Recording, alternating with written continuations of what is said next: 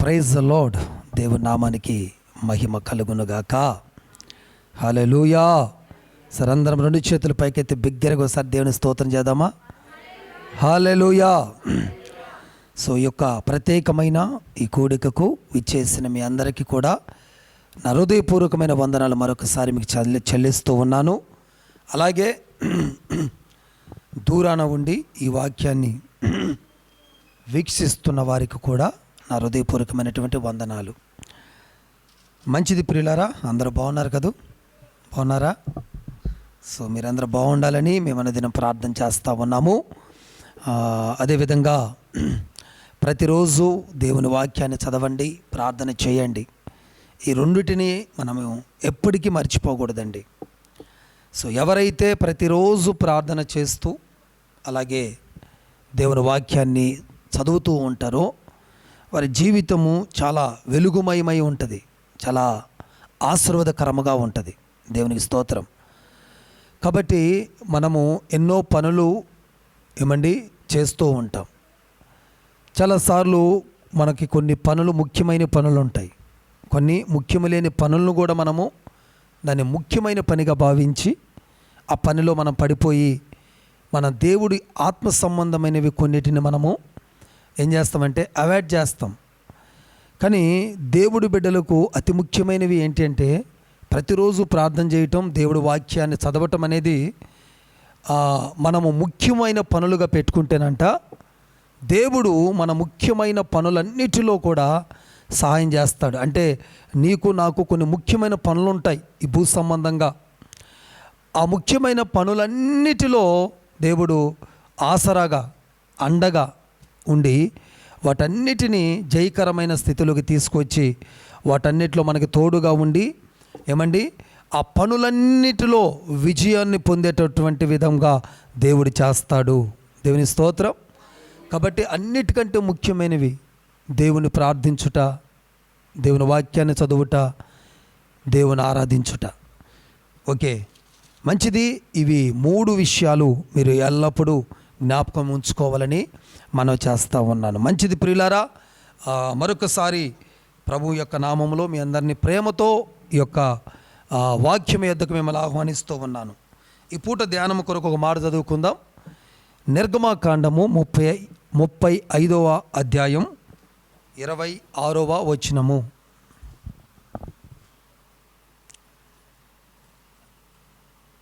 Book of exodus chapter 35 in words 26.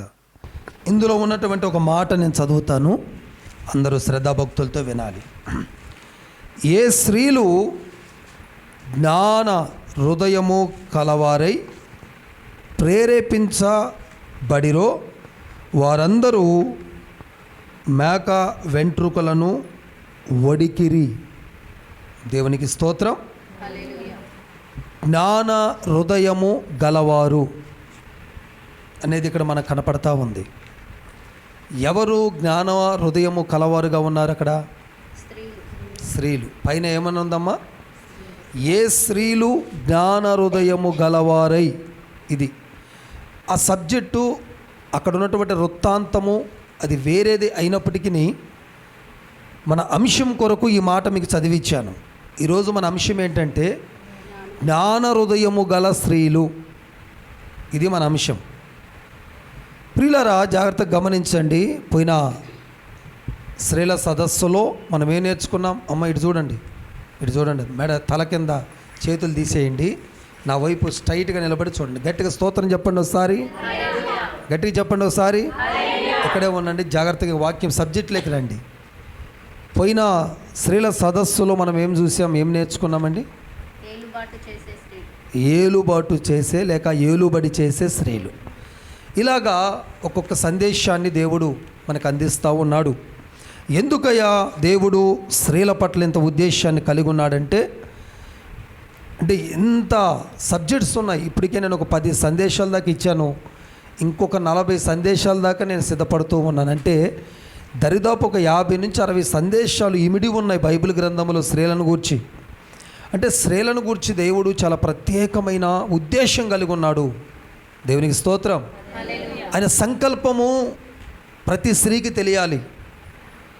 ఈరోజు దేవుడు ఈ సదస్సులో లేక ఈ కూడికలో దేవుని సంకల్పాన్ని దేవుడు ఇక్కడికి చేరి వచ్చిన ప్రతి స్త్రీకి, అలాగే దూరాన ఉండి ఈ వాక్యాన్ని వింటున్న ప్రతి స్త్రీకి తన సంకల్పాన్ని దేవుడు తెలియజేయబోతా ఉన్నాడు.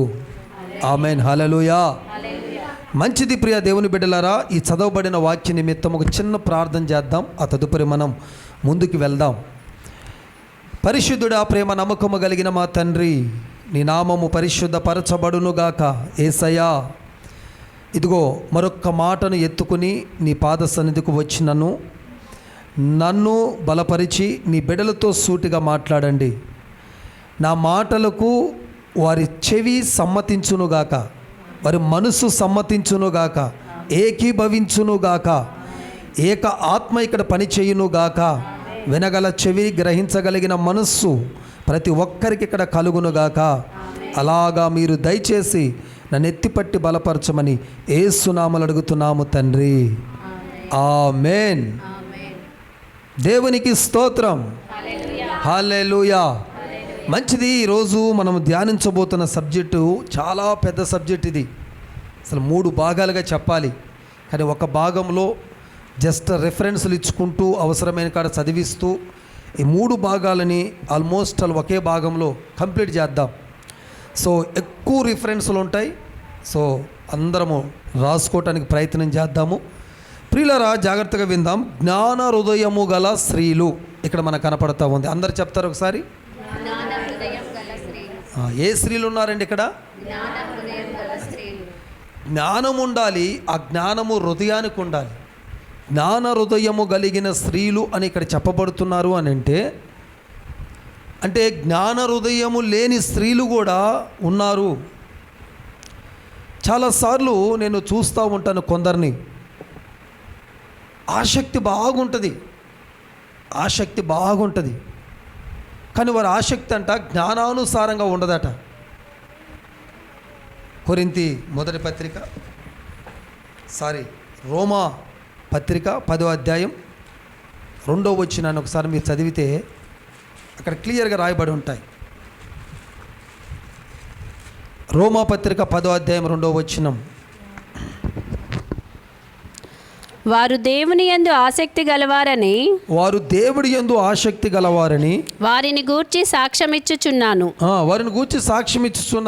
అయినను వారి ఆసక్తి జ్ఞానానుసారమైనది కాదు. చాలా మందికి ఆసక్తి ఉంటుందండి. ఈరోజు మీరు ఆసక్తిగానే వచ్చారు. ఈరోజు ఈ సందేశము ద్వారా దేవుడు మనల్ని ఏ స్టేజ్కి తీసుకెళ్ళబోతున్నాడంటే, మన ఆసక్తి జ్ఞానానుసారమైన ఆసక్తిగా దేవుడు మార్చబోతా ఉన్నాడు. ఆమేన్, హల్లెలూయా. అంటే మన ఆసక్తిలో జ్ఞానం లేదనుకోండి, అసలు మనం ఏం చేస్తున్నాం మనకు అర్థం కాదు. ఎందుకయ్యా దేవుడి బిడ్డలు చాలామంది ఆసక్తిగా మందిరానికి వస్తారు, ఆసక్తిగా కూర్చుంటారు, కానీ ఆ వాక్యాన్ని వింటారు, కానీ ఆ వాక్యాన్ని వెంటనే మర్చిపోవటానికి కారణం ఏంటంటే జ్ఞానము లేక. ఈరోజు దేవుడు నిన్ను అట్టి ఆసక్తిలో నిన్ను నడిపించాలని కోరుకోవట్లేడు. పైకి చూస్తేనేమో బాగా ఆసక్తి ఉంటుంది నీకు, వాక్యం చదవాలన్నా మందిరానికి రావాలన్నా, కానీ ఆ ఆసక్తి జ్ఞానానుసారంగా లేదు అని వాక్యం చెప్తా ఉంది. ప్రియులారా, ఈరోజు దేవుడి దగ్గర మనం అడగాల్సినవి జ్ఞాన హృదయము. దేవునికి స్తోత్రం. మన హృదయము జ్ఞానముతో నింపబడి ఉంటే అట్టి వారి జీవితంలో ఎటువంటివి నష్టాలు, లేకపోతే ఎటువంటి టెంప్టేషన్స్, లేకపోతే ఎటువంటి తొందరపాటు నిర్ణయాలు జరగవు. జ్ఞాన హృదయము కలిగినటువంటి చాలామంది బిడ్డలు బైబిల్లో ఉన్నారు. ఒక ఆయన అడుగుతాడు, 90వ కీర్తన 12వ వచనం మీరు నోట్ చేస్తే, మోషే గారు అంటాడు ఇక్కడ, కీర్తనలో మోషే ఎక్కడొచ్చారంటారా? కీర్తనల గ్రంథంలో మోషే ఉన్నాడా అని అంటారా మీరేమన్నా? ఉన్నాడు, రాశాడు కీర్తన. 90వ కీర్తన రాసింది మోషే. దేవునికి స్తోత్రం. చాలామంది మన వాళ్ళు ఏమనుకుంటారంటే కీర్తనలన్నీ ఎవరు రాశారనుకుంటారు? అది సరే చూడండి, మాకు జ్ఞాన హృదయము మాకు జ్ఞాన హృదయము కలుగునట్లుగా చేయము. అందరూ అనండి ఈ మాట, అందరు కలిసి అనండి. మాకు జ్ఞాన హృదయము కలుగునట్లుగా చేయము. ఆమేన్. ఇది రోజువారీ ప్రార్థన అయిపోవాలి మంది. జ్ఞాన హృదయము కలుగునట్లుగా అడగాలి, దేవుని అడుగుతూ ఉండాలి. ఇది మోషే గారు చేసినటువంటి ప్రార్థన. ప్రియులరా, మన దేవుడు జ్ఞానాత్మతో జ్ఞానము కలిగి జ్ఞానము కలిగిన వాడు. ఆయన జ్ఞానము ఎంత అంటే బైబిల్ చెప్తా ఉంటుంది, మన వెర్రితనము గురించి ఆయన మాట్లాడుతూ, జ్ఞానము ఆయనకి కొదువ లేదు. ఈ భూమి మీద ఎవరు ఏది కనిపెడుతున్నా, ఏది ఎవరు సృష్టిస్తున్నా వారికి జ్ఞానము దేవుడే దయచేశాడు. అందుకే యాకోబు పత్రికలో మనం చూస్తే ఒక మాట ఉంటుందండి, 1వ అధ్యాయం 5వ వచనంలో ఉంటుంది, మీకు జ్ఞానము కొదువై ఉన్న ఎడల నన్ను అడుగుడి అన్నాడు ఆయన. దేవునికి స్తోత్రం చెప్పండి. అంటే అడగాలి. ప్రియులరా, జ్ఞానాన్ని అడుగుతుండాలి దేవుడి బిడ్డలు. అర్థమవుతుందా? దేవుని స్తోత్రం. జ్ఞానము కలిగి ఉండాలి. జ్ఞానము గల స్త్రీలు, జ్ఞాన హృదయము గల స్త్రీలు అనే సబ్జెక్టు ద్వారా ఇది ఒక స్త్రీలకు సంబంధించిందే కాదు, కానీ ప్రతి దేవుడి బిడ్డ ఈరోజు ఈ సందేశాన్ని వినాలి. ఈ జ్ఞానము ద్వారా ఏం కలగబోతుందో అన్ని విషయాలు ఒక సందేశంలో నేను చెప్పడానికి ప్రయత్నం చేస్తాను. అయితే ఇక్కడ మనం ఒక చోట మనం కానీ చూస్తే, నిర్గమకాండం 28వ అధ్యాయాన్ని 3వ వచనాన్ని మీరు నోట్ చేసుకుంటే, దేవుడు మాత్రమే జ్ఞానాత్మతో నింపువాడు. అంటే దేవుడొక్కడే జ్ఞానాత్మతో జ్ఞానమును ఇచ్చువాడని వాక్యం చెప్తా ఉంది. దేనికి స్తోత్రం. సామెతల గ్రంథం 8వ అధ్యాయం 14వ వచనాన్ని మీరు నోట్ చేసుకుంటే, దేవుడు జ్ఞానానికి ఆధారం. జ్ఞానానికి ఏంటైనా ఆధారం అంటే జ్ఞానము ఆయనలో గుప్తములై ఉన్నాయి. జ్ఞానం ఆయనలో ఏమై ఉన్నాయి? గుప్తములై ఉన్నాయి అని వాక్యం చెప్తా ఉంది. ప్రియులారా, ఇంకా అలాగే మనం చూస్తే సొలొమోను కూడా జ్ఞానం అడిగినట్లుగా మనకు తెలుసు మీ అందరికీ. ఆయన జ్ఞానం అడగబట్టే జ్ఞానముతో పాటు సకల ఐశ్వర్యాన్ని దేవుడు ఆయనకి దయచేసినాడు. అంటే జ్ఞానములో సకల ఆశీర్వాదం ఉందని చెప్తున్నాను నేను. సొలొమోను గురించి మీరు బైబిల్ చదివితే ఆశ్చర్యకరమైన విషయాలు రాయబడి ఉంటాయి. దాంట్లో తన జ్ఞానాన్ని ప్రపంచానికి ఎలా సాటి చెప్పాడు, తన జ్ఞానాన్ని బట్టి రాజులు ఎలా అతని దగ్గరికి వచ్చారు, రాణులు సైతం ఎలా వచ్చారు. అంతేకాదు తనకు ఎన్ని బహుమానాలను బహుకరించారు. అతడు భోజనము, అతని ఆస్తి, అతని రోజువారీ అనుదిన ఆహార పద్ధతి, ఆహార యొక్క మెనూ కనుక చదివితే మనకి పిచ్చెక్కిపోద్ది. అంత అద్భుతమైన మెనూతో ఎవ్వరు కూడా రాజభోజనాన్ని అంతగా అనుభవించిన వాళ్ళు ఎవరు లేరు. ఎందుకనంటే తను జ్ఞానం అడిగాడు కనుక జ్ఞానములో ఉన్న సకల ఆశీర్వాదాలన్నిటికీ కర్తగా మారిపోయాడు సొలొమోను. దేవునికి స్తోత్రం. ఈరోజు నేను ఏం చెప్పడానికి ప్రయత్నిస్తున్నానంటే, దేవుని బిడ్డలారా, దేవుని జ్ఞానము మనం కలిగి లేకపోతే, జ్ఞానాన్ని మనం కలిగి ఉంటే అందులో నుంచి వచ్చే దీవెన ఈ భూ సంబంధముగా ఏదైనా సరే దానిలోనే ఉంది అని వాక్యం చెప్తా ఉంది. కాబట్టి సామెతల గ్రంథం 1వ అధ్యాయం 22వ వచనాన్ని మీరు నోట్ చేసి ఒకసారి చదవండి. అది ఇక్కడ ఏం చెప్తున్నాడంటే, ఎట్లనగా జ్ఞానము లేని వారలారా, బాగా వినండి, జ్ఞానము లేని వారులారా, మీరెన్నాళ్ళు జ్ఞానము లేని వారుగా ఉండగోరుదురు. ఇది మీరు ఎన్నాళ్ళు జ్ఞానము లేకుండా ఉండగోరుదురు. దేవుని ప్రజలతో చెప్తున్నాడు. ఈరోజు ఈ మాటలు వింటున్న నీతోనే చెప్తున్నాడు. జ్ఞానము లేని బిడ్డ, ఎంతకాలము జ్ఞానము లేకుండా అలాగే ఉంటావు. నాకు చదువు లేదు, నాకు ఒక అక్షరం ముక్క రాదయ్యా అనేటువంటి ఆ జ్ఞానం గురించి నేను మాట్లాడతలేను. ఈ భూలోకము రీత్యా ఒకవేళ చదువుకోకపోవచ్చు, కానీ దైవ జ్ఞానాన్ని ప్రతి ఒక్క బిడ్డ కలిగి ఉండాలని దేవుడు మాట్లాడుతూ ఉన్నాడు. దేవునికి స్తోత్రం. హల్లెలూయా. అంతే సామెతల గ్రంథం 3:13 ఉంటుంది, జ్ఞానమును సంపాదించిన వాడు ధన్యుడు. జ్ఞానాన్ని సంపాదించుకున్నవాడు ఈ లోకములో ధన్యుడుగా మారిపోతాడు. కాబట్టి జ్ఞానాన్ని సంపాదించుకోవాలి. మీకు జస్ట్ ఇది ఏమండి ఇంట్రడక్షన్ చెప్తూ ఉన్నాను, కొన్ని పాయింట్స్గా మీకు చెప్తాను. ఇంట్రడక్షన్ ఇదంతా. ఆ తర్వాత సామెతల గ్రంథం 3:21 చెప్తుంది, లెస్సైన జ్ఞానమును భద్రం చేసుకో. నువ్వు భద్రం చేసుకోవాల్సింది జ్ఞానాన్ని. రాబోతున్న దినాలలో నువ్వు డబ్బును భద్రం చేసుకున్నా, బంగారాన్ని భద్రం చేసుకున్నా, లేకపోతే ఇంకా ఏమి భద్రం చేసుకున్నా కూడా అది నిన్ను కాపాడదంట. కానీ జ్ఞానమును భద్రం చేసుకోవటం ద్వారా జ్ఞానము నిన్ను కాపాడుతుందట. దేవునికి స్తోత్రం, హల్లెలూయా. జ్ఞానము కాపాడుతుంది అని వాక్యం చెప్తా ఉంది. అయితే ప్రియులరా, ఏ జ్ఞానాన్ని మనం పొందాలి? నేను చాలాసార్లు చెప్పే ఉంటాను, మీకు మరలా కూడా చెప్తాను ఈ సందర్భంగా. 3 రకాల జ్ఞానాలు మన చుట్టూ పనిచేస్తూ ఉంటాయి. దీనికి రిఫరెన్స్గా యాకోబు పత్రిక 3:15 నోట్ చేయండి. అక్కడ 3 రకాలైన జ్ఞానాలు ఉంటాయి. ఒకటి పైనుండి వచ్చు జ్ఞానము, రెండోది భూ సంబంధంగా అంటే లోక సంబంధమైన జ్ఞానము, మూడవది దెయ్యముల జ్ఞానము. అమ్మా వింటున్నారా కదా? ఒకటి పైనుంచి వచ్చే జ్ఞానము, రెండోది భూ సంబంధంగా లోకరీత్యా ఉండే జ్ఞానము, మూడోది దెయ్యముల జ్ఞానము. ఏ జ్ఞానాన్ని నువ్వు పొందాలి అంటే పైనుంచి వచ్చే జ్ఞానాన్ని పొందాలి. అది దైవ జ్ఞానము. దేవునికి స్తోత్రం.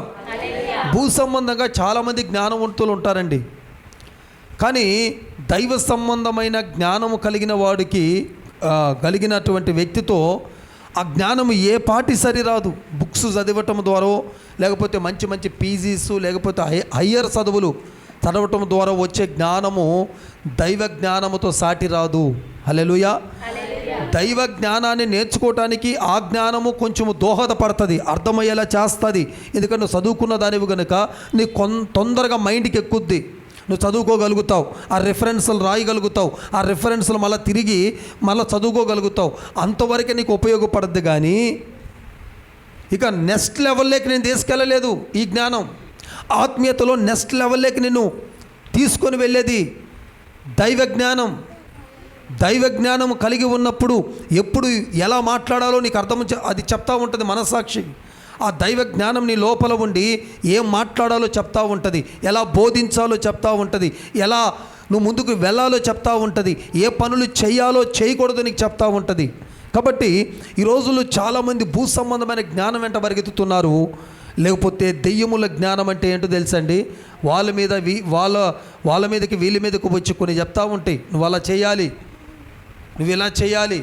కొందరు దైవుణ్ణి నమ్ముకుంటూనే ఏదో చిన్న రోగం వచ్చి తగ్గలేదనుకో, ఇంకొకరి దగ్గరికి పోయి అక్కడ వాళ్ళని ఎలాగైనా దేవుళ్ళు తప్పించడానికి దెయ్యం ఏం చేస్తుందంటే తాని జ్ఞానము వాడి నీకు ఏం ప్రాబ్లం లేదు, నువ్వు పలానా ఒక పండగ కానీ మంచిగా చేసేస్తే ఇక నీకు ఉన్న రోగమంతా పోతుంది అని చెప్పేసి మభ్యపెట్టి వాళ్ళని భ్రమ పెట్టేటువంటి దెయ్యముల జ్ఞానానికి ఈ రోజుల్లో చాలామంది అడక్ట్ అయిపోతూ ఉన్నారు. దెయ్యము జ్ఞానము కలిగినటువంటి ఒక విధానాన్ని ప్రయోగిస్తుంది మనుషుల మీద. డౌట్ రాకుండా శుతిమెత్తగా సున్నితంగా దేవుల నుంచి అనేకులు తప్పిస్తూ ఉందండి. జాగ్రత్తగా ఉండాలి సంగమా. చాలాసార్లు మన జీవితంలో దేవుని అడ్డం పెట్టుకునే దెయ్యము తన జ్ఞానాన్ని వాడుతూ ఉంటుంది. అందుకే మనము దేవుని జ్ఞానముతో నింపబడితే మన ముందు భూ సంబంధమైన జ్ఞానము కానీ దెయ్యముల జ్ఞానము కానీ ఇక ఏమాత్రం పని చేయలేవు. ఒకవేళ అవి పనిచేయటం ప్రారంభించినా దైవ జ్ఞానం ముందు అవి ఏమాత్రము కూడా ముందుకు వెళ్ళలేవు. దైవ జ్ఞానము ఆ జ్ఞానాన్ని ఏం చేస్తుందంటే అణిచిపెట్టేసి ఆ జ్ఞానపు మాటలు విననీయకుండా, ఆ జ్ఞానపు మాటలు నిన్ను పడనీయకుండా, ఆ జ్ఞానపు మాటలు నిన్ను మభ్యపెట్టనీయకుండా ఈ దైవ జ్ఞానము నిన్ను ఏం చేస్తుందంటే కాపాడద్ది. దేవునికి స్తోత్రం. చివరి దినములలో ఎవరి నుంచి ఏ మాటలు నువ్వు వినాల్సి వస్తుందో తెలియదు, ఎవరిని అడ్డం పెట్టుకొని నీ మైండ్ను డైవర్ట్ చేస్తాడో తెలియదు. కనుక ప్రియులారా, జాగ్రత్తగా ఈ మాటలు వినండి. నీ హృదయము జ్ఞాన హృదయముతో నింపబడిపోవాలి. జ్ఞాన హృదయము కలిగిన బిడ్డగా నువ్వు మారాలి అని ప్రభు మనందరికీ పిలుపునిస్తూ ఉన్నాడు. ఒకసారి దేవుని గట్టిగా స్తోత్రం చెబుదాం. హల్లెలూయా. హల్లెలూయా. 3 భాగాలుగా చెప్పబోతున్నాను. ఇక నుంచి చాలా స్పీడ్గా టకటక చెప్పబోతున్నాను. జస్ట్ రాసుకుంటూ వెళ్ళిపోండి. చాలా రిఫరెన్స్లు ఉన్నాయి. 3 భాగాలుగా చెప్పబోతున్నా. 1, అసలు జ్ఞానము ఎందుకు పొందుకోవాలి, ఇది ఒక భాగం. 2, జ్ఞానము ఎలా వస్తుంది, ఇది 2వ భాగం. 3వ భాగం, జ్ఞానము కలిగి ఉండుట ద్వారా కలిగే ఆశీర్వాదాలు, ఇది ఒక 3వ భాగం.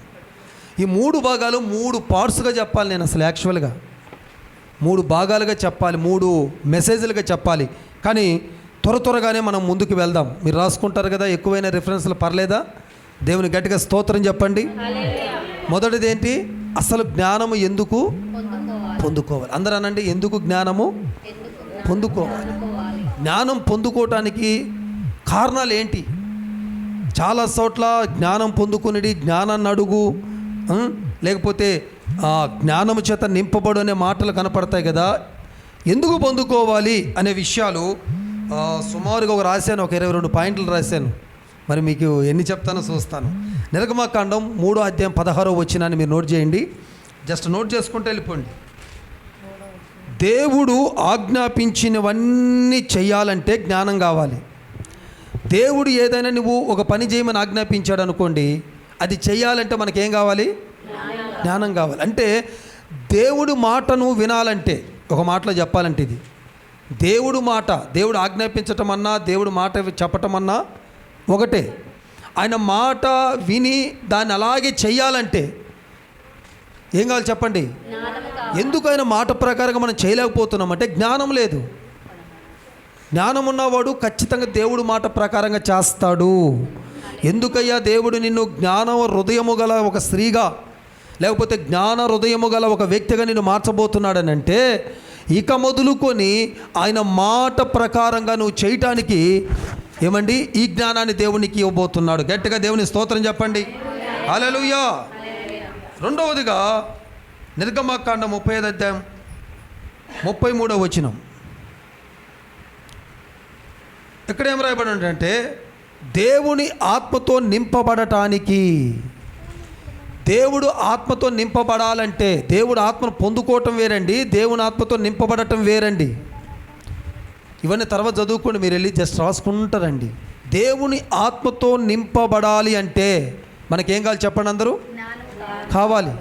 ఎంతమందికి దేవుడు ఆత్మతో నింపబడాలని ఉంది? నింపబడాలి. మనం ఈ కొత్త సంవత్సరంలో మీరు అడగండి దేవుణ్ణి, అంచుల మట్టుకు ఎలాగైతే కానా పెళ్ళిలో దేవుడు బాణల నిండా అంచుల మట్టుకు నింపినాడో, ఆ విధముగా దేవుడు తన ఆత్మతో నిన్ను నింపునుగాక. గట్టిగా ఆమేన్ చెప్పండి. హల్లెలూయా. ప్రియులారా, జాగ్రత్తగా దేవుని మాటలు వినాలి మీరు. 3వది 41 ఆదికాండం 41:33 నోట్ చేస్తే, నువ్వు దేవుడి చేత నియమించబడాలి అంటే జ్ఞానం కావాలి. అంటే దేవుడి చేత ఒక నియమం, అంటే నియమించబడాలి, ఎన్నుకోబడాలి. ఇంకా చెప్పాలంటే దేవుడి చేత ఎన్నుకోబడాలి అంటే నీకు జ్ఞానం కావాలి. అంటే ఎవరు జ్ఞానవంతులు చూసి ఎన్నుకుంటాడు, ఊరికినే నీకు అప్పగించడు. చాలామంది జీవితాల్లో ఉంటుంది, దేవుడు నాకు ఆ పరిచయం అప్పగిస్తే బాగుండు, దేవుడు నాకు ఈ పని అప్పగిస్తే బాగుండు, దేవుడు నాకు ఇదిగో దీని మీద నాకు ఒకటి నన్ను ముందుంచితే బాగుండు. ఎంతమందికి ఉండదండి సేవా పరిచర్యలో? దేవుని స్తోత్రం. ఎవరికి పడితే వాళ్ళకి ఇవ్వలేడు దేవుడు. జ్ఞానము లేనిది దేవుడు ఇవ్వలేడు. ఒకళ్ళు ఇచ్చినా సరే 4 రోజుల్లో ఆ నియమించినటువంటి దాంట్లో నుంచి నువ్వు బయటికి రాగలను. ఆ జ్ఞానంతో నువ్వు ఎదుర్కోలేవు, దాన్ని తట్టుకోలేవు. ఎందుకనంటే ఒక బాధ్యత చాలా బాధ్యతగా తీసుకోవాలి. కాబట్టి దేవుడి చేత నియమించబడాలి. 4th వన్ ఆదికాండం 41:39. నీవు అధికారము కలిగిన సింహాసనాన్ని ఎక్కాలంటే జ్ఞానము కావాలి. దేవుని యొక్క అధికార సింహాసనం, అధికారం లేని సింహాసనం ఉందండి, అధికారంతో కూడిన సింహాసనం ఉంది. దేవుడి బిడ్డలకి మొన్ననే నేను ఆదివారము అధికారం అనే ఒక సబ్జెక్ట్ చెప్పాను. వీలైతే చూడండి, యూట్యూబ్లో ఉంటుంది. అధికారం ఎలా వస్తుందో, అధికారము ఎలాంటి అధికారం ఇస్తాడో కొంత బాగానే చెప్పగలిగాను. అంతా మెసేజ్ అంతా చెప్పలేకపోయాను, కానీ కొంత భాగం చెప్పాను. అధికారముతో కూడిన సింహాసనాన్ని ఎక్కి కూర్చోవాలంటే నీకు జ్ఞానం కావాలి. ఊరికి నివ్వడది. నువ్వు అధికారం అనే సింహాసనం లేకపోతే ఇంకొకటి నీ మీద అధికారం చేస్తూ ఉంటాడు.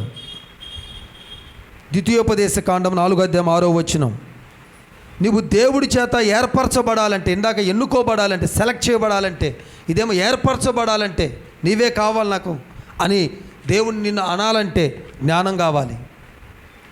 చాలాసార్లు మనకు ఒక వాక్యం తెలుసు కదండి, పిలువబడిన వారు అనేకులు, ఏర్పరచబడిన వారు. నీ ఆశ ఎప్పుడు ఏముంటుంది చెప్పండి? అనేకుల్లో ఉండాలనుకుంటావా, కొందరిలో ఉండాలనుకుంటావా? కదండి, ఎవరు అనుకోరు కదా. ఎవరు కూడా అనేకుల్లో నేను ఉండాలని ఎవరు కూడా కోరుకుంటారు చెప్పండి మీరు ఎవరైనా? అనేకుల్లో కాదు, ఆ కొందరిలో నేను ఉండాలని కోరుకుంటాం కదండి. అలా ఉండాలి అంటే జ్ఞానాన్ని అడుగు దేవుణ్ణి బాగా. నువ్వు జ్ఞానాన్ని ఎట్లా అడుగుతావో నిత్య ప్రార్థనలు ఇది ఉండాలా. నిన్ను ఏ స్థితి నుంచైనా కాపాడుతుంది ఈ జ్ఞానం. కాబట్టి జ్ఞానము అదే ద్వితీయోపదేశ కాండం 16:19 లోక విషయములో ఒక గుడ్డివాడిగా ఉండాలంటే జ్ఞానం కావాలి. గుడ్డివాడి కంటే కళ్ళు పోయిన వాళ్ళు కాదు. ఏం జరుగుతున్నా నాకు సంబంధించింది కాదు ఇది. ఇదిగో వాళ్ళు ఏం చేసుకుంటున్నా నాకు సంబంధించింది కాదు. వాళ్ళు ఏ ఫంక్షన్లను చేసుకొని, వాళ్ళు ఏ ఆచారబద్ధమైన సెలబ్రేషన్లు చేసుకొని, వాళ్ళు పండగలు చేసుకొని, పబ్బాలు చేసుకొని, జాతరలు చేసుకొని, తిరణాలు చేసుకొని, చేసుకొని నువ్వు ఎట్లుండిపోవాలంటే నాకు అది సంబంధించింది కాదన్నట్టుగా ఒక గుడ్డివాడిగా నువ్వు ఉండిపోవాలి అంటే నీకు జ్ఞానం ఉండాలి. దేవునికి స్తోత్రం. అంటే దాని అర్థం ఏంటంటే పట్టి పట్టనట్టుగా ఉండాలి. నాకు ఇది సంబంధించింది కాదు అన్నట్టు దీని అర్థం. రాజుల మొదటి గ్రంథం 4:31 నీ కీర్తి వ్యాపించాలంటే జ్ఞానం కావాలి. ఎంతమంది కీర్తి వ్యాపించాలని కోరుకుంటున్నారండి? అందరికి ఉంటుంది. కీర్తి, పేరు, ప్రతిష్టతలు నా ఈ వ్యాపించాలి. వ్యాపించటం అంటే స్ప్రెడ్ అవ్వాలా లేదా? మన సంవత్సరాలు జరుగుతుండగా మన కీర్తి కానీ మన ఆత్మీయత కానీ ఏమవుతుండాలి చెప్పండి? అందరూ స్ప్రెడ్ అవుతూనే ఉండాలి. దేవునికి స్తోత్రం. అలాగే ఉంటే ఎట్లా చెప్పండి? మన ఏజ్ పెరుగుతుంది, మనలో చేంజ్ కూడా వస్తున్నాయి, మన బాడీ కూడా పెరుగుతుంది. లాస్ట్ ఇయర్ కంటే ఈ సంవత్సరం 1 కేజీ అయినా పెరుగుంటాం. అన్నీ పెరుగుతున్నాయి, వెయిట్ పెరుగుతుంది, మన సైజులు పెరుగుతున్నాయి, కానీ ఆత్మీయత పెరగట్లేదు. ఇది మనం గుర్తుపెట్టుకోవాల్సింది. మన ఆత్మీయత పెరగాలి. అందుకే ప్రియ సంగమా, నీ కీర్తి వ్యాపించాలంటే జ్ఞానం కావాలి. వ్యాపించుట దేవుని చిత్తం. దేవుడు చెప్తున్న మాట అదే. యేసేబు యొక్క తీగలు గోడలు ఎక్కి వ్యాపించును అని రాయబడి ఉంది. ఆయనంట గోడలు ఎక్కి ఎగబాకి మరి వ్యాపించినాడు. దానికి కారణము జ్ఞానము కలిగి ఉన్నాడు. ఏ సమయంలో ఎప్పుడు దేవుడు దర్శిస్తాడో దీవిస్తాడో ఒక జ్ఞానం కలిగి ఉన్నాడు. గుంటలో వేసినా ఉలిక్కి పడలేదు. పోతిఫరు భార్య తీసుకుపోయి జైల్లో పెట్టినా ఉలిక్కి పడలేదు. కానీ ఒక జ్ఞానం తను నడిపిస్తూ ఉంది. ఆయనకి తెలుసు ఏదో ఒక రోజు ఈ ప్రాంతాన్నంతా నేనే పరిపాలించబోతున్నాననే ఒక జ్ఞానముతో ముందుకు నడిచాడు. హల్లెలూయా, హల్లెలూయా. రాజుల మొదటి గ్రంథం 4:34 అనేక బిడ్డలు నీ యొద్దకు రావాలంటే జ్ఞానం కావాలి. నువ్వు వెళ్ళటం కాదు. ప్రతి సమస్య వచ్చినప్పుడు ఏమన్నా ఈ సమస్య వచ్చింది ఏం చేయమంటావు, ఇది కాదు. నీ దగ్గరికే వచ్చి అమ్మా నాకు ఈ కష్టం వచ్చింది ఏం చేయమంటావు అమ్మా అని నీ దగ్గరికి వచ్చి సలహాలు తీసుకునే రేంజ్కి నువ్వు రావాలి అంటే నీకు జ్ఞానము కావాలి. అర్థమైన సరే గట్టిగా స్తోత్రం చెప్పండి. హల్లెలూయా, హల్లెలూయా. అలా కావాలి దేవుడి బిడ్డలు. ఒకప్పుడు ఇలాగే ఉన్నారు దేవుడి బిడ్డలు. ఒకప్పుడు ఎవరండి పరిపాలిస్తుంది ఈ ప్రపంచాన్ని చెప్పండి? చెప్పరు? క్రైస్తవులు. అవునా కాదా? క్రైస్తవులు పరిపాలించారు. ఏ సమస్య వచ్చినా రాజుల దగ్గరికి వచ్చి ఆ సమస్యను పరిష్కరించుకొని వెళ్ళిపోతూ ఉండేవాళ్ళు. కానీ రాను రాను రాను రాను ఆ యొక్క అధికారాన్ని దాన్ని మొత్తాన్ని పోగొట్టుకున్నారు. కానీ మరలా రాబోతున్న దినాలలో ఏదైతే ప్రారంభం మొదట ఏవైతే జరిగిందో అదే మరలా రిపీట్ కాబోతూ ఉంది. ఈ సృష్టి నాశనం కాకముందు, యేసయ్య రాకముందు ఏం జరగబోతుందంటే మరలా క్రైస్తవులు పరిపాలించే రోజులు రాబోతున్నాయంట. దేవుడికి స్తోత్రం కలుగునుగాక. వస్తాయి 100%. క్రైస్తవులు పరిపాలించే రోజులు రాబోతున్నాయి. హల్లెలూయా. అప్పుడు అనేకులు క్రైస్తవుల దగ్గరికి వచ్చి పరిష్కరించుకొని తీసుకొని నిర్ణయాలు తీసుకొని పోయే రేంజ్కి రావాలంటే మనమందరం జ్ఞానాన్ని సంపాదించి ఆ జ్ఞానాన్ని మన పిల్లలకి ఆ జ్ఞానాన్ని నూరిపోసి వాళ్ళని కూడా జ్ఞానవంతుల్ని చేయాలి దైవికంగా. దేవునికి స్తోత్రం. హల్లెలూయా. యోబు గ్రంథం 15:18.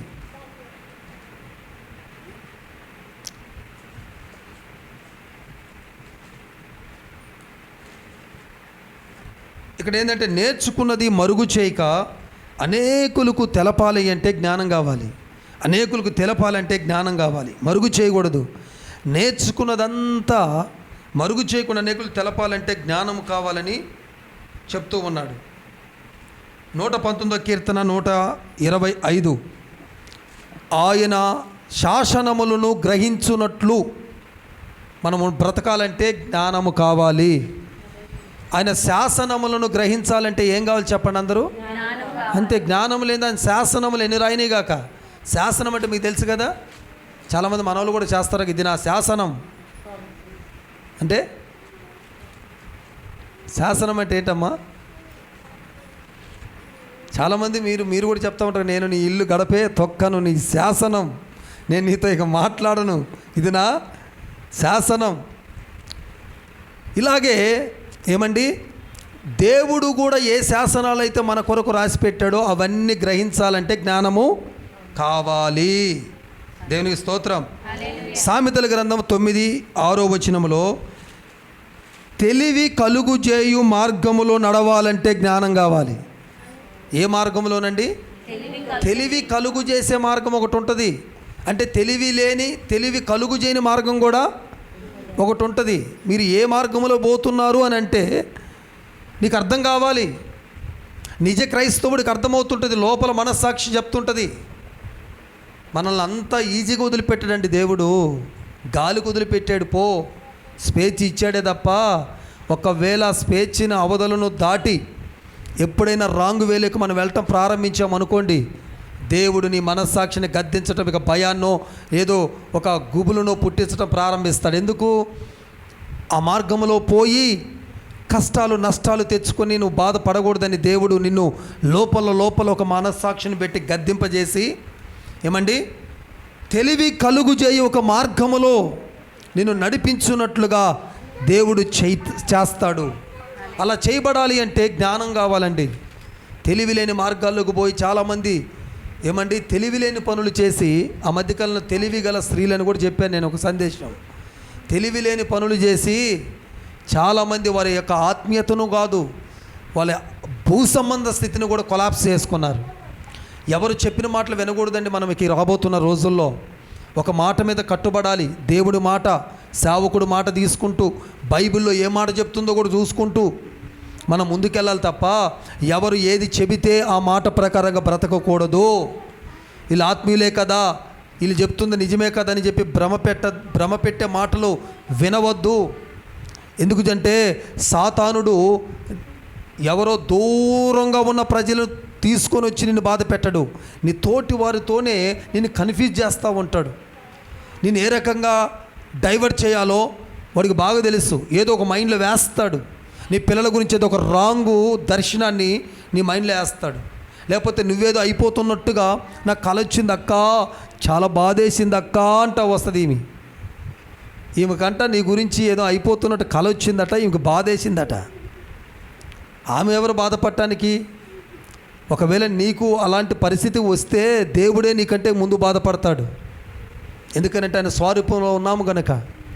ఏదైనా మన జీవితంలోకి వచ్చిందంటే, ఒక హెచ్చరిక కానీ వచ్చిందంటే దానిని మనం ఖచ్చితంగా నమ్మాలి. కానీ సేమ్ టైం దాన్ని ధైర్యంగా దాని నుంచి బయటపడే ఒక మార్గంలోకి రావాలి. తెలివి కలిగి అప్పుడు ప్రవర్తించాలి. అప్పుడు కనుక నువ్వు తెలివితో కనుక నువ్వు ప్రవర్తించలేదనుకో, ఆ దర్శనము నిన్ను తెలివి లేని మార్గములోకి తీసుకెళ్ళిపోద్ది. ఆ తదుపరి నెక్స్ట్ స్టెప్లో ఎలా వేస్తావు నీకు అర్థం కాదు. ఇక ఏదో జరిగిపోద్దన్నట్టుగా, ఏదో కాపాడుకుందామన్నట్టుగా, ఏదో చేసేద్దామన్నట్టుగా తడబడే అడుగులు వేసి నీ యొక్క ఆత్మీయతను నీవు ఏం చేసుకుంటావంటే దిగజార్చుకుంటావు. చాలా జ్ఞానముగా ముందుకు సాగాలని పరిశుద్ధాత్మదేవుడు కోరుతున్నాడు. హల్లెలూయా చెప్పండి అందరూ. దేవునికి స్తోత్రం. సామెతల గ్రంథం 10వ అధ్యాయం 1వ వచనం. మన తండ్రిని సంతోషపెట్టాలంటే కూడా జ్ఞానం కావాలి. మన దేవుడు మనల్ని బట్టి సంతోషించాలంటే ఏం కావాలి చెప్పండి? జ్ఞానం కావాలి. ఇప్పుడు నేను మీకు ఏ రిఫరెన్స్లు చెప్పాను, వీటన్నిటిలో జ్ఞానం అనే మాటలు వస్తాయి. మీరు తర్వాత చదువుకోండి. మన తండ్రిని సంతోషపెట్టాలంటే చెప్పండి అందరూ. ఎంతమంది మన తండ్రిని, ఎవరు మన తండ్రి? యేసయ్య. శరీర తండ్రి, ఆత్మీయ తండ్రి. మనకు 3 తండ్రులు ఉన్నారు. హల్లెలూయా, దేవుని స్తోత్రం. ఒకరు శరీర సంబంధంగా మనల్ని కన్నా తండ్రి, ఇంకొకరు ఆత్మీయంగా కన్నా సంఘ కాపరి అయిన తండ్రి, 3 అయిన మన పరలోకపు తండ్రి. హల్లెలూయా. కాబట్టి ప్రియులారా, మన తండ్రి, ఇక్కడ తండ్రి ఎవరంటే యేసయ్య. ఆయన సంతోష పెట్టాలంటే జ్ఞానం కావాలి. అలాగే సంఘ కాపరి అయినటువంటి ఆత్మీయ తండ్రిని సంతోష పెట్టాలన్నా కూడా జ్ఞానం కావాలి. జ్ఞానంగా నువ్వు పనిచేస్తూ ఉంటే నీ ఆత్మీయ తండ్రి ఎంతగా సంతోషిస్తాడు. కొందరు జ్ఞానం లేని పనులు చేస్తూ ఉంటేనే, జ్ఞానాన్ని నేర్చుకోమని మాత్రం నేను చెప్తాను. నేను చాలా సివియర్గా, కొంచెం సీరియస్గా చెప్పేది ఎవరికైనా ఏంటంటే, జ్ఞానమును అడగండి. నేనైతే జ్ఞానము కొరకే ఎక్కువగా ప్రార్థన చేస్తుంటాను. నేనేదో జ్ఞానవంతుడుగా నేను మీ ముందు లేను, కానీ ఇంకా పొందుకోవాలని జ్ఞానము, దేవుడు జ్ఞానాన్ని నేను ప్రతిరోజు నా ప్రేయర్ రిక్వెస్ట్లో ఇది ఉంటుంది. జ్ఞానము నువ్వయ్యా, సంఘాన్ని ఎలా నడిపించాలో జ్ఞానాన్ని నువ్వు, సంఘ బిడ్డలతో ఎలా నడుచుకోవాలో జ్ఞానాన్ని నువ్వు, సంఘానికి ఎలా ఉపదేశించాలో జ్ఞానాన్ని నువ్వు, ఏ సందర్భంలో ఎప్పుడు ఏ సందేశాన్ని ఇవ్వాలో కూడా నాకు జ్ఞానాన్ని ఇవ్వని నేను అమ్మగారు ప్రతిరోజు చేసే ప్రార్థన ఇది. కాబట్టి ఈ మాటలు వింటున్న వాళ్ళరా, జ్ఞానమును మనం అడుగుతూ ఉంటే, జ్ఞానం పొందుకుంటేనంట మన తండ్రి మనల్ని బట్టి ఏమవుతుంటాడు? సంతోషిస్తూ ఉంటాడు. అంతే కదండి, మన తండ్రిని సంతోషపెట్టడానికే కదండి మనం ఉంది. హల్లెలూయా. నెక్స్ట్ వన్, సామెతల గ్రంథం 14వ అధ్యాయం 15వ వచనంలో ఏం రాయబడి ఉంటుందంటే, జ్ఞానము, ఇక్కడ రివర్స్గా ఉంటుంది. జ్ఞానము లేకపోతే ప్రతి మాట నమ్ముతావు నువ్వు. అంటే జ్ఞానం కలిగి ఉంటే ఏ మాట నమ్మాలో ఏ మాట నమ్మకూడదో నీకు అర్థమవుద్దంట. ఎవరో నీకు నీ పక్కానికి, నీ మంచి దోస్తుకి ఒక కొట్లాట పెట్టాలని చూడటానికి ఉండరండి మధ్యలో వాళ్ళు, 3వ వాళ్ళు ఉంటారా లేరా?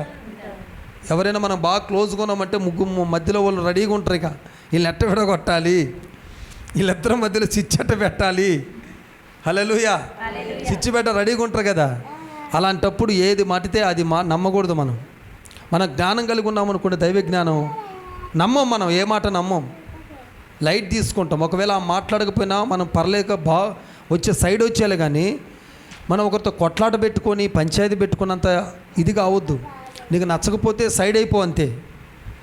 అయితే ఏది నమ్మాలో ఏది నమ్మకూడదు నీకు చెప్తా ఉంటుంది. ఈ మాట నమ్మొద్దు అంటది నీలో ఉన్న జ్ఞానం, ఇది అబద్ధం అంటది. జ్ఞానానికి ఫ్యూచర్ తెలుసు, అన్నదా లేదనేది తెలుసు.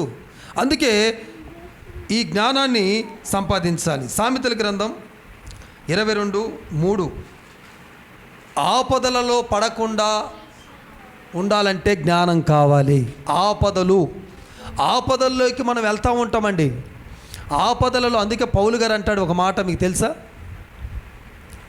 నేను తరమబడుచున్నను, నేను దిక్కులేని వాడను కాను అంటూ, అపాయాలలో ఉపాయము లేనివాడని కాను నేను. అపాయాలలో ఉన్నా నేను ఉపాయం లేనివాడని. ఎంత అద్భుతంగా ఉంటుందంటే ఈ మాట. తర్వాత చదువుకోండి మీరు. అపాయాల్లో ఉన్నప్పుడు మనకి ఏముండాలి చెప్పండి అందరికీ? ఉపాయం ఉండాలి. ఉపాయం లేకపోతే ఏమైపోతావు? అపాయంలో పడిపోతావు, చిక్కుని పోతావు. ఈరోజు చాలామంది దేవుడి బిడ్డలకు అపాయములో ఉపాయం లేదు. ఉపాయాన్ని కలుగు చేసే దేవునని ఆశ్రయించాం. అబ్బో ఏం చేయాలో అర్థం కాదు. అపాయంలో ఇంకా అపాయాలకు పోయే పనులు చేస్తాం తప్ప మనము అపాయాల నుంచి బయటపడే పనులు చేయమండి. ఈరోజు ప్రియ దైవ జనాంగమా, దేవుడు నీతో మాట్లాడుతూ ఉన్నాడు. కాబట్టి అపాయాలలో అంటే ఆపదలలో పడకుండున్నట్లు నీకు జ్ఞానం కావాలి. పోవటం వేరు, పడటం వేరు. అర్థమవుతుందండి నాకు. ఆపదల్లో పోమని ఎవరని చెప్పం. ప్రతి ఒక్క బిడ్డ, దేవుడి బిడ్డ ఏదో ఒక నిమిషంలో, ప్రతిరోజు ఏదో ఒక విషయంలో ఆపదల్లోకి వెళ్తూనే ఉంటాడు. ప్రమాదం దరి అంచుల్లోకి వెళ్తూనే ఉంటాడు. ప్రమాదాలు రోడ్డు మీద పోతూ ఉంటే ఏమండి క్రైస్తవ బిడ్డలు వస్తున్నా చెప్పి బైకులని సైడ్ వెళ్ళిపోతారా ఏంది? వస్తారు, దూసుకొనే వస్తారు. సాతాన్ అంటది పోయి కొట్టేయి, ఢీకొనేసే అంటది. మనం సక్రంగా పోతున్నా, ఎదుటోడు సక్రంగా రాడు, ఢీకొంటాడు వచ్చి. దేవుడికి స్తోత్రం, హల్లెలూయా. కాబట్టి ప్రియ దైవ జనాంగమా, ఆపదల్లోకి పోవటం వేరు, ఆపదల్లో పడటం వేరు. ఆపదల్లో పడకూడదు. మనం ఆపదల్లోకి పోయినా ఆపదల్లో పడకూడదు. అలా పడకుండా ఉండాలంటే జ్ఞానము కావాలి. దేని స్తోత్రం. ఇర్మియా గ్రంథం 3వ అధ్యాయం 15వ వచనం చెప్తుంది, ఏలుబడి చేయాలంటే కూడా జ్ఞానం కావాలి. ఒకరిని యాలాలంటే కూడా, ఇంకో దాన్ని యాలాలంటే కూడా జ్ఞానం కావాలంట. మొన్ననే చెప్పాను కదా, ఏలుబడి చేయాలంటే జ్ఞానం కావాలి. ఏలుబాటు చేయాలంటే జ్ఞానం కావాలి. హోషేయ గ్రంథం 4:6 వచనం చూస్తే, నశించిపోకుండా మన ఆత్మీయత కావచ్చు, భూ సంబంధంగా మనం నశించిపోకుండా ఉండాలంటే జ్ఞానం కావాలంట. నశించుట అనేది సాతానుడు యొక్క వెపన్. వాడు ఎప్పుడు మనల్ని నాశనం చేస్తానికి వస్తాడు. మీ అందరికి బాగా తెలుసు కదా ఒక వాక్యం. ఏ వాక్యం తెలుసు మీకు? యోహాను సువార్త 10వ అధ్యాయం 10వ వచనం. ఏముంటుంది అక్కడ? దొంగ, చెప్పండి, దొంగతనానికి, నాశనం చేయటానికి, హత్య చేయటానికే వస్తాడు. వాడు చేస్తే దొంగతనమన్నా చేస్తాడు.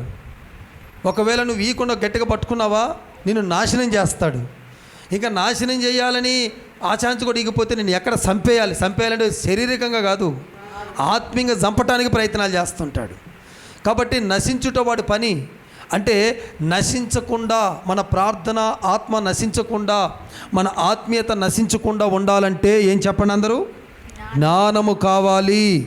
మీకా గ్రంథం 6వ అధ్యాయం 9వ వచనం, ఆయన నామాన్ని లక్ష్య పెట్టాలంటే జ్ఞానము కావాలి. హల్లెలూయా. ఆయన నామాన్ని చెప్పండి లక్ష్య పెట్టాలి అంటే, లక్ష్య పెట్టడం అంటే, ఆయన నామాన్ని లక్ష్య పెట్టడం అంటే ఏంటమ్మా? అంగీకరించటం, దాని మీద ఆధారపడటం, ఆయన నామాన్ని లక్ష్య పెట్టటం. హల్లెలూయా. వినండి జాగ్రత్తగా, ఆయన నామాన్ని ఉచ్చరించటం వేరు, ఆయన నామాన్ని లక్ష్య పెట్టటము. చాలామంది నామాన్ని, యేసు నామంలో ప్రార్థన, ప్రతిరోజు ప్రార్థన చేసిన ప్రతిసారి నువ్వు ఏ నామంలో ప్రార్థన చేస్తావమ్మా? మీరందరూ యేసు నామంలోనే చేస్తున్నారు కదా, ఇంకొక నామాన్ని వాడట్లేదు కదా. దేవుని స్తోత్రం. ఆయన నామాన్ని ఉచ్చరిస్తున్నాము కానీ ఆయన నామాన్ని లక్ష్య పెట్టట్లా. అలా లక్ష్య పెట్టకపోవటానికి కారణం ఏంటంటే జ్ఞానం లేక. పేతురు మొదటి పత్రిక 3వ అధ్యాయం 7వ వచనంలో ఉంటుంది, మీ భార్యతో లేక నీ భర్తతో నీ ప్రార్థనకు ఆటంకం కలగకుండా ఉండాలంటే జ్ఞానం ఉండాలి. జ్ఞానముతో కాపురం చేయండి అని రాయబడి ఉంటుంది అక్కడ. మీరు చూడండి, ప్రార్థనలకు ఆటంకంగా కలగకుండా నీ భార్యతో నీ భర్తతో. జ్ఞానం కలిగిన స్త్రీ అంట ఇక ప్రార్థనకు ఆటంకం కలిగేటట్లుగా ఉండదట. తన భర్త వద్దన్నా సరే ఆ ప్రార్థనకు ఆటంకం కలగకుండా ఏదో ఒక రూపంలో ప్రార్థన చేసేసుకుంటూనే ఉంటుంది. అంతేగాని నా భర్త రానిట్లేదండి, ప్రార్థనకు ఉండనిట్లేదండి, లేకపోతే ఇంకోటండి నేను చెప్పకూడదు. ప్రార్థనకు ఆటంకం కలగకుండా ఉండాలంటే జ్ఞానం ఉండాలి. దేవునికి స్తోత్రం. ఇది ప్రియులారా, ఇంకా ఇలా చెప్పుకుంటూ పోతే చాలా ఉన్నాయి. ఎన్ని పాయింట్స్ చెప్పాను నాకే తెలియదు. కానీ ఒకటి మాత్రం విషయం ఏంటంటే, అసలు జ్ఞానము చెప్పండి ఏంది ఈ భాగం, అసలు జ్ఞానము ఎందుకు పొందుకోవాలో భాగం చెప్పాను. ఓకే కదా. జ్ఞానం ఎలా వస్తుంది? 19వ కీర్తన 7వ వచనం చెప్తుంది, దేవుడు గ్రంథాన్ని బాగా చదువుటము ద్వారా లేకపోతే దేవుని మాటలు బాగా వినటం ద్వారా జ్ఞానం వస్తుందట. అక్కడ అలాగే రాయబడి ఉంటుంది. దేవుడు గ్రంథాన్ని బాగా చదవాలి, లేకపోతే చదువు రాకపోతే ఏం చేయాలా? వినాలి. ఈ రెండు చేస్తే ఏమొస్తుంది? హల్లెలూయా. వాక్యాన్ని బాగా వినాలి, చదివించుకోవాలి. నీ పిల్లల చేత చదువు రాకపోతే వినాలి. లేకపోతే ఒక మెమరీలో ఏమండి ఇప్పుడు ఉంది వాయిస్, ఏమండి బైబిల్ ఉంది, ఆ బైబిల్ని ఎంచుకొని రోజు వింటా పడుకుంటూ ఉండాలి, వాక్యాన్ని వింటూ ఉండాలి. కాబట్టి దేవుని గ్రంథాన్ని చదవటం ద్వారా జ్ఞానం వస్తుంది. రెండవదిగా 111వ కీర్తన 10వ వచనం ప్రకారంగా దేవుని యందు భయభక్తులు కలిగి ఉంటే జ్ఞానం వస్తుంది. అక్కడ రాయబడిన మాట అది. దేవుడి యందు ఏం కలిగి ఉండాలి? భయము, భక్తి. అందరూ చెప్పండి, భయము, భక్తి కలిగి ఉండాలి. ఈ రోజుల్లో చాలామందికి భయం ఉంటే భక్తి లేదు, భక్తి ఉంటే భయం లేదు. భయభక్తులు కలిగి ఉంటేనే జ్ఞానం. ఎంతమంది జ్ఞానం కావాలి మీకు? ఒకసారి గట్టిగా అల్లు చెప్పండి. సరే, అల్లులు చెప్పారు బాగానే ఉంది, కానీ భయభక్తులు రెండు ఉండాలి. మరి ఈ సంవత్సరం మనము భయముతో కూడిన భక్తి చేయాలండి. భక్తి ఉంటే సరిపోదు, మన భక్తికి భయం ఏడవ్వాలి. ఏ భయము? లోకరీత్య భయం కాదు. దేవుడు అయ్యో ఈ పని చేస్తే దేవుడు ఏమైనా అంటాడేమన్నా భయం ఉండాలి. ఇది దేవుడికి నచ్చని పని, ఈ పని చేస్తున్నాను, దేవుడి దగ్గర నుంచి ఏమైనా శిక్ష వస్తుందేమో అన్న భయం ఉండాలి. ఆ భయం లేకపోతే ఏమవుతుందంటే నీ భక్తి ఏమని శక్తి లేని భక్తిగా అయిపోద్ది. అదే కదండి పౌలు గారు అంటాడు, ఏమని? మీరు పైకి భక్తి గలవారై ఉన్నారు కానీ శక్తి లేని వారిగా ఉన్నారు. దేవుని బిడ్డలో శక్తి కలిగిన వారుగా ఉండాలి. హల్లెలూయా, స్తోత్రం.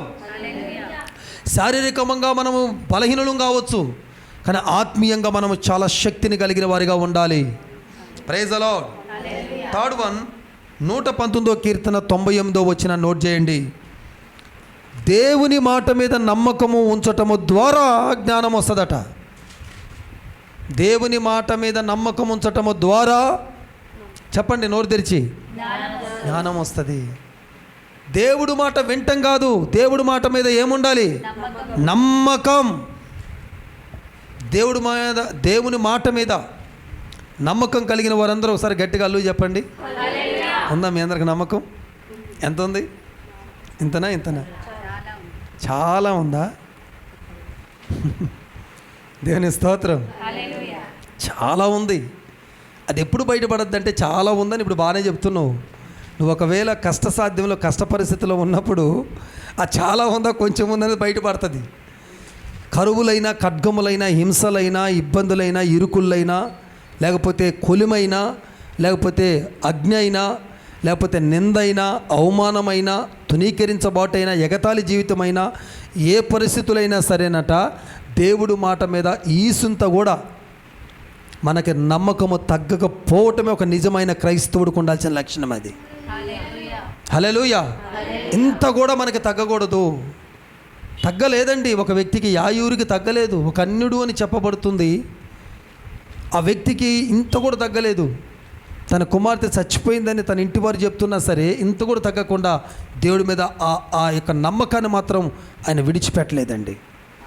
అయిపోయిందన్న తర్వాత కూడా నువ్వు దేవుడి మీద నమ్మకాన్ని వదిలిపెట్టకూడదు. అంటే మన దేవుడు, ఆయనకు తెలుసు అయిపోయిందన్న దాన్ని అందరూ లోకమంతా ఇక అయిపోయింది అంటే మన దేవుడికి ఉన్న ప్రత్యేకత ఏంటో తెలుసా? మన దేవుడు అయిపోయిందన్న దాన్ని మళ్ళీ ప్రారంభిస్తాడు. అప్పుడే ఆయన ప్రారంభం చేస్తాడు. ఆయనలో ఉన్న ప్రత్యేకత అది. ద్రాక్షరసం అయిపోయిందని ఒక పాట. అప్పుడే అసలైనటువంటి రుచికరమైన అమృతం లాంటి ద్రాక్షరసం అప్పుడే ప్రారంభమవుతా ఉంది.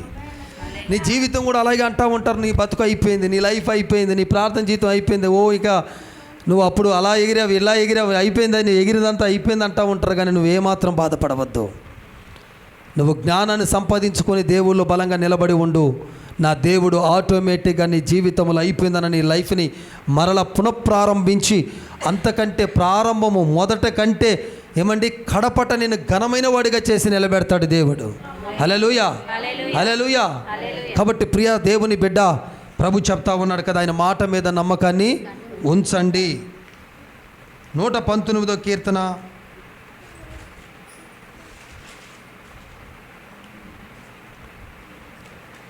హోషేయ గ్రంథం 6వ అధ్యాయం 3వ వచనం నోట్ చేయండి.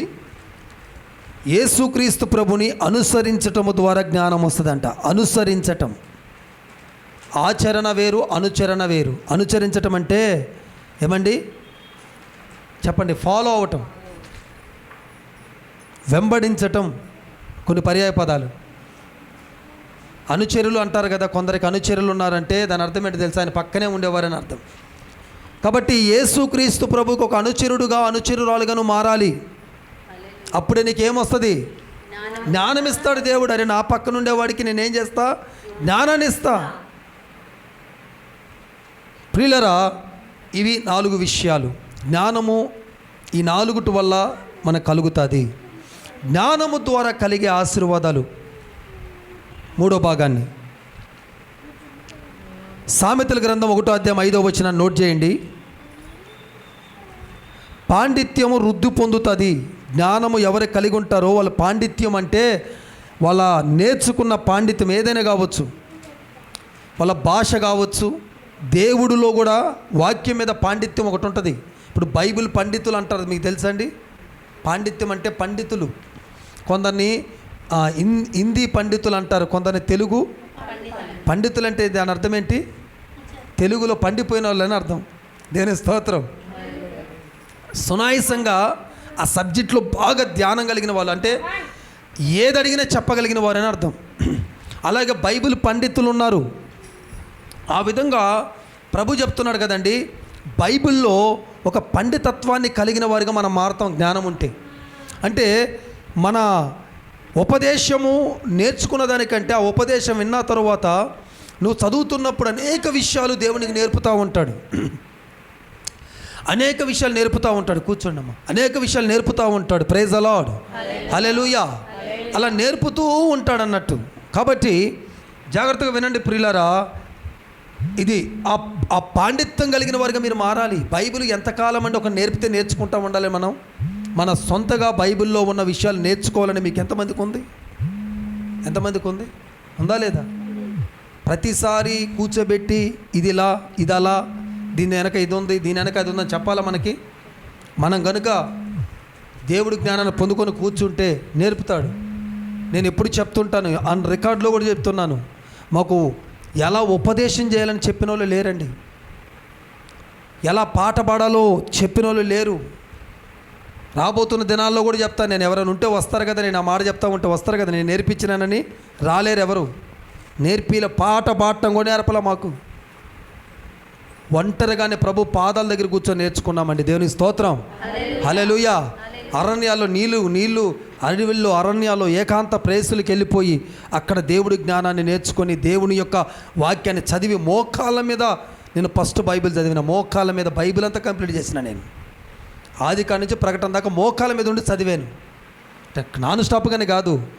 ఆది కాండంలో 30 అధ్యాయాలు మోకాళ్ళ మీద అయిపోయినాయా, మళ్ళీ తెల్లారి మళ్ళీ చదివేటప్పుడు మళ్ళీ మోకాళ్ళే, నిలువు మోకాలు, ఇటు కూర్చొని కాదు, మోకాళ్ళ మీద బైబిల్ చదివి నాకు నేర్పని పిచ్చగా దేవుని అడుగుతుండేవాడిని. అందుకే దేవుడు ఏదో కుసింత మాకు నేర్పాడు అంతే. మేమేదో బాగానే మాకంతా తెలుసని నేను చెప్పను, కానీ ఏదో ఒక 5% ఇంతవరకు మేము నేర్చుకోగలిగినాం. ఇంకా నేర్చుకోవాల్సింది చాలానే ఉందని మాకు అనిపిస్తూ ఉంటుంది. సామెతల గ్రంథం 2వ అధ్యాయం 2 నుంచి 10 వచనాలు మీరు వెళ్ళి చదువుకోండి. తర్వాత చాలా అద్భుతమైన విషయాలు ఇక్కడ రాయబడి ఉంటాయి. సో జ్ఞానము ద్వారా కలిగే ఆశీర్వాదాలన్నీ ఇక్కడ ఇమిడి ఉంటాయి. 2 నుంచి 10 దాకా రాసుకోండి. ఆ ఆశీర్వాదాలన్నీ దేవుడు మనకు దయచేయబోతా ఉన్నాడు. థర్డ్ వన్, సామెతల గ్రంథం 3వ అధ్యాయం 35వ వచనం. ఘనతను స్వతంత్రించుకోబోతా ఉన్నారు. జ్ఞానము ద్వారా ఘనత స్వతంత్రించుకుంటాం. మనకు ఘనత కలుగుద్ది. ఘనత మనం ఎక్కడికి పోయినా ఘనత కలుగుతుంది. సామెతల గ్రంథం 4వ అధ్యాయం 6వ వచనం ప్రకారంగా జ్ఞానము సంపాదించుకోవటం వల్ల జ్ఞానము ద్వారా కాపాడబడతామట. మనం కాపాడబడతా ఉంటాం. ఎక్కడికి పోయినా ఈ జ్ఞానం మనల్ని కాపాడద్ది. హల్లెలూయా, స్తోత్రం. ఇంకా చెప్పాలంటే రక్షిస్తుంది, రక్షించును. జ్ఞానం ఏం చేస్తుంది? జ్ఞానం రక్షిస్తుందండి. జ్ఞానం లేకపోతే ఇరుక్కుపోతారు చాలామంది. మనము తెలియని వాళ్ళతోటి చాలా జ్ఞానంగా మాట్లాడాలి. ముక్కు మోహన్ తెలియని వాళ్ళకి అన్ని సీక్రెట్స్ ఓపెన్ అయిపోకూడదు. సారీ.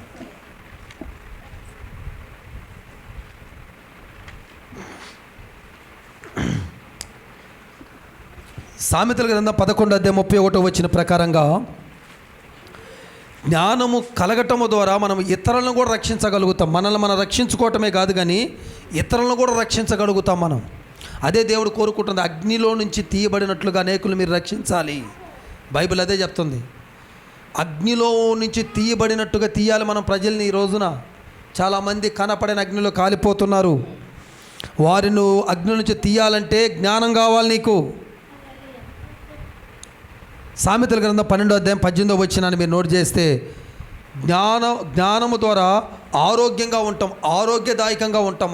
జ్ఞానం మనల్ని చాలా ఆరోగ్యంగా ఉంచుద్ది. దేని స్తోత్రం. చాలామంది అంటారు భూ సంబంధంగా ఎక్కువ జ్ఞానం సంపాదిస్తే ఏమవుతారండి? భూ సంబంధంగా ఎక్కువ జ్ఞానం సంపాదిస్తే ఎవరే ఎక్కువ చదవకరా ఏమైపోతావు, మెంటల్ వచ్చేస్తారా, నీకు పిచ్చి పడుతుందిరా నీకు అంటారు. కొంతమంది బుక్కులు వేసుకొని చదివి చదివి చదివి చదివి మెంటల్ అయిన వాళ్ళు కూడా నాకు తెలుసు, నేను ఎరుగుతున్న వాళ్ళని. కానీ దైవికంగా నువ్వు ఎంత జ్ఞానం పొందుకున్న మెంటల్ రావు, నీకు పిచ్చి రాదు. ఇక యేసయ్య మీద పిచ్చి బట్టి దేవుడి కొరకు ఇంకా నిలబడాలని కోరుకుంటావు నువ్వు. హల్లెలూయా. కాబట్టి ఈ జ్ఞానాన్ని ఎంతైనా మనం పొందుకోవచ్చు. ఆరోగ్యంగా ఉంచుద్దట దేవుని జ్ఞానం. హల్లెలూయా. సామెతల గ్రంథం 14వ అధ్యాయం 1వ వచనం, జ్ఞానము ద్వారా ఇల్లు కట్టబడుతుంది.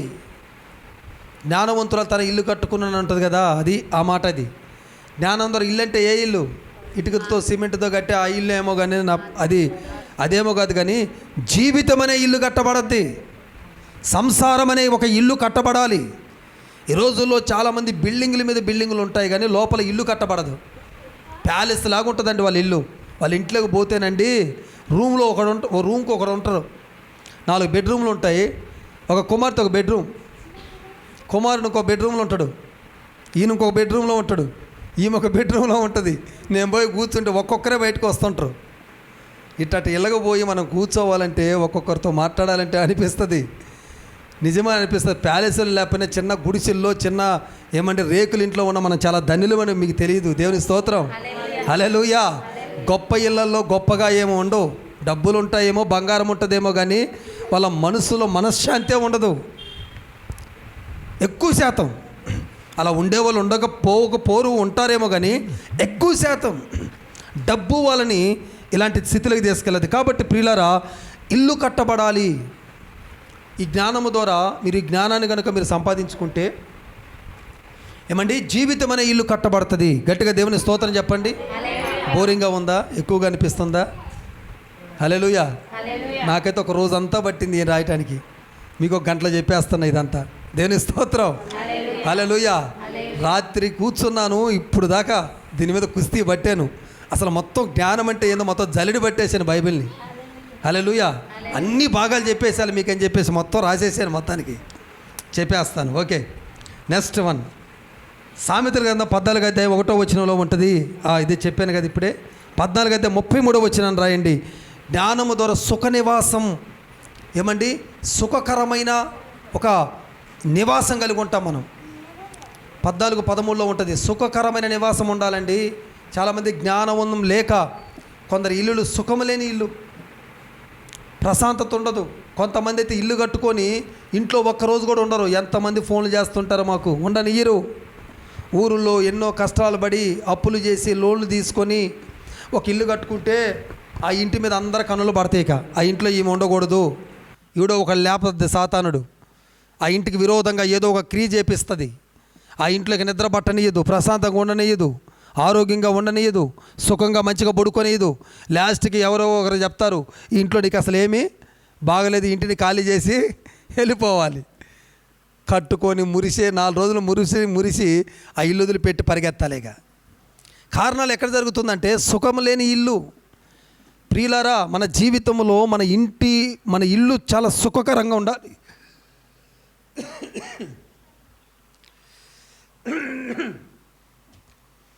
చాలా సుఖకరంగా ఉండాలి మన గృహం. సుఖం అంటే ప్రశాంతంగా ఉండాలి మన గృహం. అలా ఉండాలి అంటే జ్ఞానము ద్వారా మాత్రమే ఆశీర్వాదం కలుగుతుంది. యెహెజ్కేలు గ్రంథం 28వ అధ్యాయం 3వ వచనంలో ఉంటుంది. జ్ఞానము ద్వారా ఐశ్వర్యం వస్తుంది. ఐశ్వర్యములతో దేవుడు నింపుతాడు నిన్ను. అంటే జ్ఞానం కలిగిన వారికి ఇక ఏం అడగనవసరం. ఐశ్వర్యము కలిగిందా లేదా మనోడికి జ్ఞానం ద్వారా? ఎవరికి? సొలొమోను గారికి జ్ఞానము నుంచి ఏం కలిగింది? ఐశ్వర్యం కలిగింది. దేవుని స్తోత్రం. పేతురు 2వ పత్రిక 1:6, జ్ఞానము ద్వారా ఆశా నిగ్రహాన్ని మనం జయించగలుగుతాం.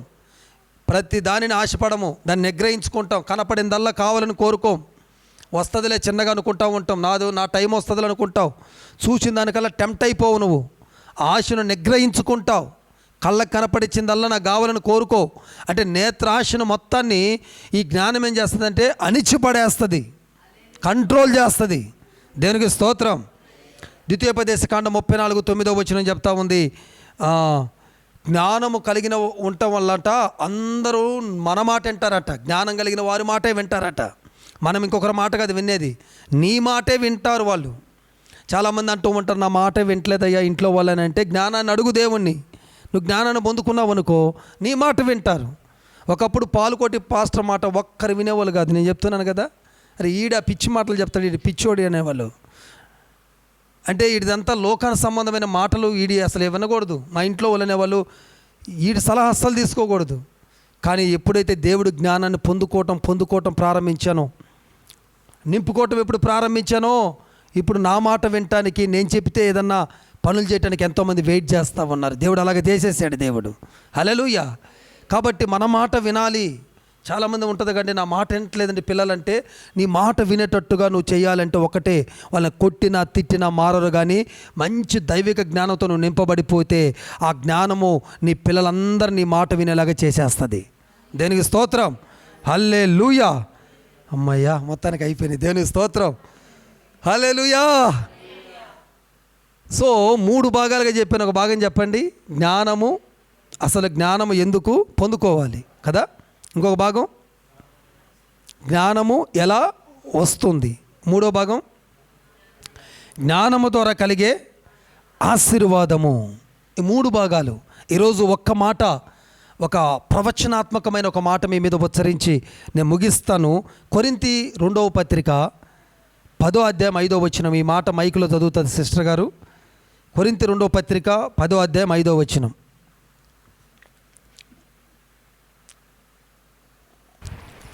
మేము వితర్కములను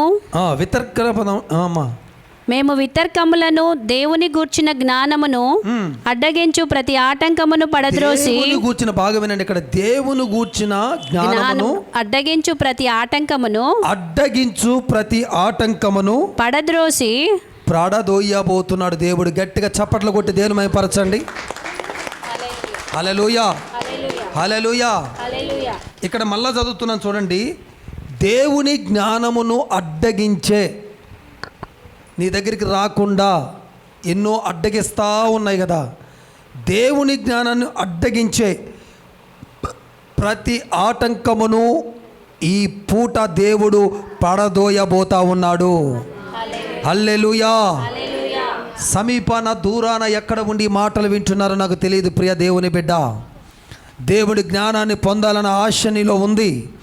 దేవుడు జ్ఞానముతో నింపబడాలన్న కోరిక నీకు ఉన్నది. కానీ కొన్ని పరిస్థితులు ఆ జ్ఞానము నీలోకి రాకుండా, ఆ జ్ఞానము చేత నువ్వు నింపబడకుండా కొన్ని అడ్డగిస్తూ ఉన్నాయి, కొన్ని ఆపుతూ ఉన్నాయి, కొన్ని అవన్నీ కూడా నీలోకి రాకుండా అడ్డుగా ఉన్నవి. అయితే నా దేవుడు చెప్తున్నాడు, వాటన్నిటిని కూడా ఇక ఎన్నడూ అడ్డుకునే రీతిగా ఉండనీయకుండా ప్రడదోసి దేవుడు జ్ఞానము నీలోకి వచ్చేటట్టుగా పరిశుద్ధాత్మ దేవుడు చెయ్యబోతా ఉన్నాడు. విశ్వసించిన వారు గట్టిగా చప్పట్లు కొట్టి సంతోషించండి. మాటలు వింటున్న బిడ్డ, దేవుడి జ్ఞానం నీకు వస్తూ ఉంది. అదుగో సమస్తాన్ని చక్కపరుచుకోబోతా ఉన్నావు. దేవుడు జ్ఞానముతో నీ హృదయాన్ని నింపుతూ ఉన్నాడు. జ్ఞాన హృదయము గల స్త్రీగా, జ్ఞాన హృదయము గల బిడ్డగా నువ్వు మారబోతున్నావు. ఇది మొదలుకొని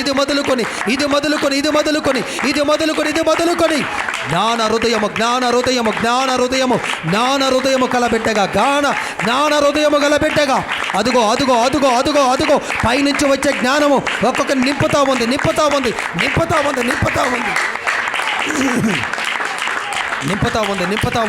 పైనుంచి వచ్చే జ్ఞానము అదుగో నింపుతా ఉంది. పొందుకో. ఈ బాబా థ్యాంక్ యూ. హోలీ కాదరక షకరిక బలరబ. పైనుండి వచ్చే జ్ఞానము అదుగో నీ హృదయాన్ని నింపుతా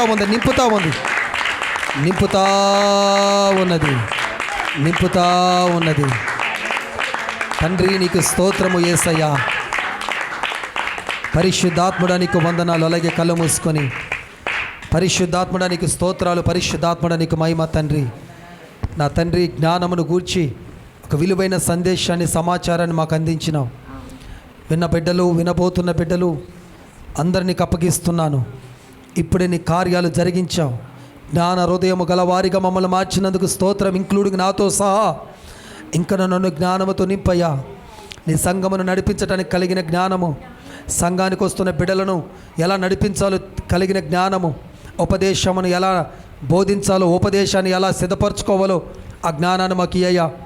అయా, జ్ఞాన హృదయము గల స్త్రీలుగా ఇక్కడికి వచ్చిన ప్రతి స్త్రీని మార్చండి. లైవ్ చూస్తున్న వారిని కూడా, అలాగే వీడియోని చూస్తున్న వారిని కూడా జ్ఞాన హృదయం గల వారిగా మార్చండి. ఈరోజు ముఖ్యంగా అయా, నీ సేవకు నన్ను నిలబెట్టుకొని సూటిగా తేటగా మాట్లాడేందుకు వందనాలు. ఈ సబ్జెక్ట్ని 1 గంటలో అంతటిని కూడా బోధించడానికి కృప చూపావయ్యా, అంత ముగించడానికి కృప చూపావయ్యా.